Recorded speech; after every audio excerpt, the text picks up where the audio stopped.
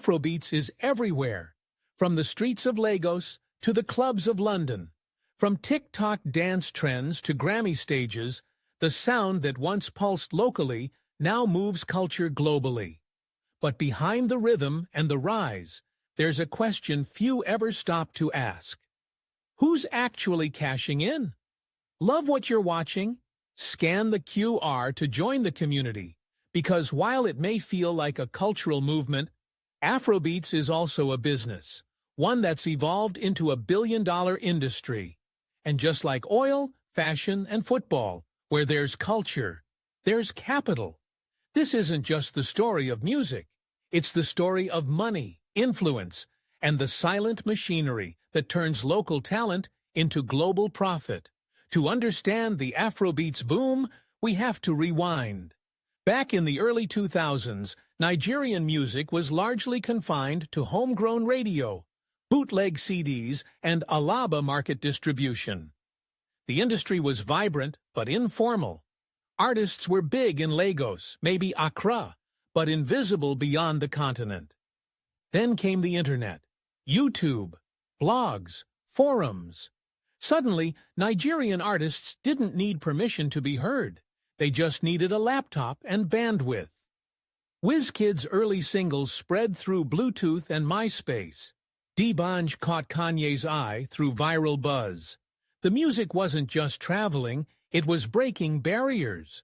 The revenue streams in Afrobeats now mirror those in any major global genre. Streaming, licensing, tours, brand endorsements, sync deals, and merchandise. Streaming is the first pillar. Platforms like Boomplay, Spotify, and Apple Music now host millions of Afrobeat streams daily. But here's the kicker.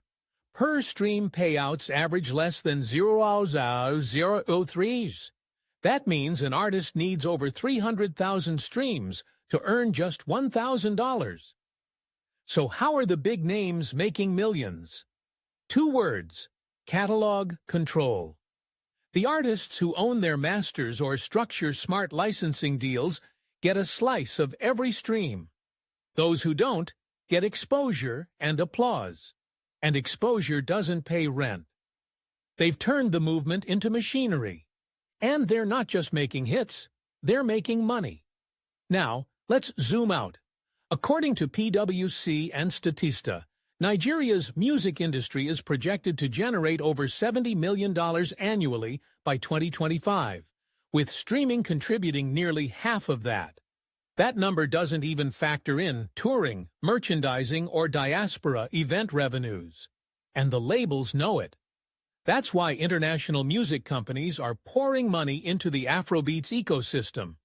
Not just signing artists, but acquiring distributors, sponsoring festivals, and controlling catalog metadata. Because in today's music industry, owning the pipeline is more valuable than owning the sound. Here's where the curiosity gap deepens. If Afrobeats is making this much money, why are so many artists still broke? The answer lies in contract literacy, legal structure, and data transparency. Many artists still sign deals without legal counsel. Many don't register their publishing. Most don't track performance royalties across countries. And the few who do are often locked out of back-end platforms controlled by intermediaries. The ones who chase virality without structure? They trend, but they don't thrive. And that's the real story behind the billion-dollar Afrobeats machine. It's not just about great music. It's about great deals, smart strategy, long-term equity. So the next time you hear a viral Afrobeats track, ask yourself, who owns this moment? Because behind every chorus is a contract. Behind every beat is a business. And behind the movement is a money play.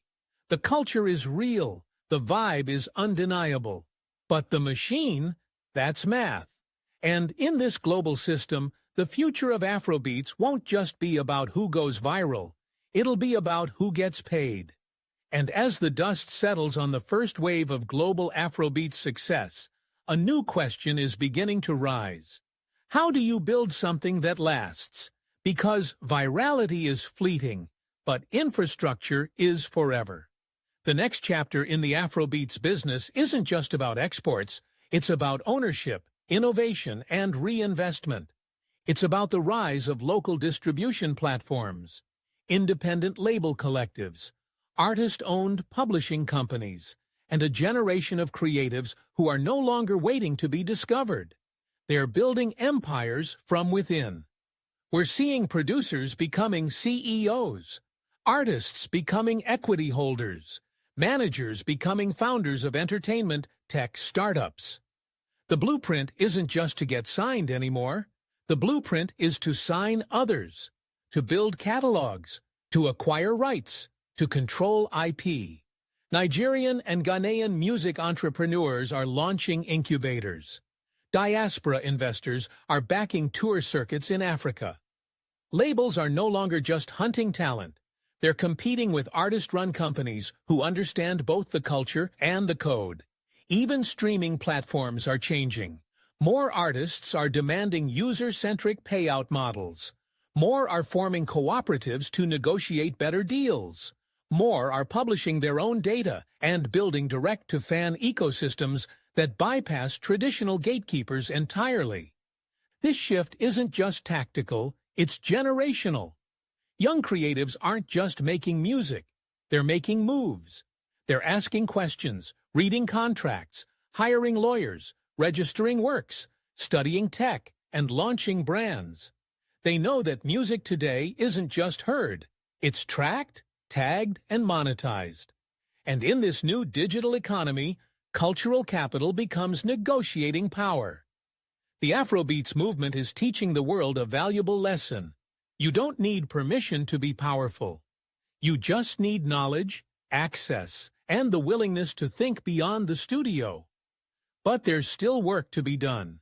Because for every artist who wins, there are 10 stuck in predatory deals, 10 more who never register their rights, and countless others who lose income due to lack of financial education or legal support. The mission now is sustainability, not just for the artists at the top, but for the next generation. The kids in Benin City, Kumasi, and Port Harcourt who are uploading tracks to SoundCloud from their bedrooms, hoping to make it big. They deserve more than applause. They deserve a system built to empower them. That's the real future of Afrobeats, not just sound, but structure. A world where African music isn't just hot, it's respected. Not just streamed, but owned. Not just a genre, but a global industry led by the very people who created it. Independence today doesn't mean isolation. It means strategy. It means assembling the right legal, marketing, and tech teams. It means understanding distribution, audience data, and rights management. It means becoming the label, without needing the label. Artists like Olamide set the tone early. He built YBNL not just as a crew, but as a business. He didn't just develop talent, he created a pipeline. Rema, through Maven, is part of a machine that understands IP like Silicon Valley does startups. Even Tems, after her breakout, chose control, navigating global success with a carefully curated team and retained ownership. This new generation doesn't just drop music. They draft blueprints. They know what PROs are. They track royalties. They register their publishing with platforms like BMI, ASCAP, and MCSN. They understand how one sync deal can pay more than a year of streaming. And they fight for fair splits, digital control, and scalable rights management. Social media plays a huge role. Platforms like Instagram, X, and TikTok allow direct connection. Artists can market, monetize, and mobilize fans without middlemen. They can test sounds, push visuals, and build fan bases in real time. But more importantly, they can build leverage. So when the big deals come, they negotiate from power, not desperation. And then there's tech. Some artists are launching their own streaming platforms. Others are building apps, DAO-run fan communities, or selling limited digital releases as NFTs or blockchain-stamped assets. Independence now includes innovation, pushing beyond traditional formats to claim new lanes in music and tech fusion. Still, independence isn't easy. It requires education.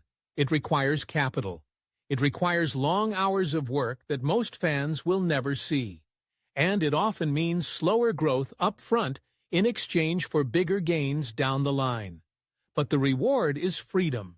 And in the money dimension, freedom is the most valuable equity you can own.